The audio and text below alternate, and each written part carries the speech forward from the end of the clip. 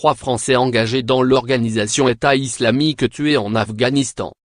La présence de Français dans les rangs de l'organisation État islamique, et, en Afghanistan apparaît au grand jour. Les autorités afghanes, interrogées par Le Monde, ont indiqué que des frappes, menées le 9 avril avec les forces américaines dans le nord du pays aux confins des provinces de Faryab et de Jowzjan, avaient coûté la vie à une dizaine de membres de l'organisation État islamique, dont un citoyen français. Le ministère de la Défense afghan a ajouté qu'un homme et une femme de nationalité française étaient également morts récemment dans des affrontements dans le même secteur à la frontière avec le Turkménistan et l'Ouzbékistan.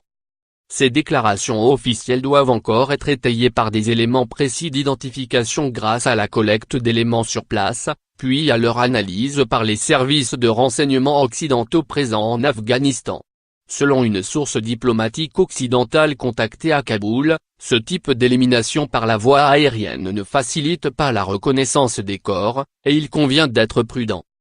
Néanmoins, l'identification de Français engagés dans les rangs de l'État dans ce pays reculé a fait un grand pas depuis l'arrestation, fin mars, par les forces spéciales américaines, d'une ressortissante française d'une trentaine d'années, d'origine algérienne, dans le district de Darzab, situé dans la province de Jowzjan. Longuement interrogée, notamment par des représentants des services secrets français à Kaboul, elle a relaté son parcours et permis de compléter le profil du djihadiste français dans ce pays. Elle a assuré être entrée en Afghanistan, avec son mari et ses 2 enfants, par Kandahar, au sud, après avoir séjourné 3 mois dans la ville pakistanaise de Quetta, capitale de la province du Baloutchistan.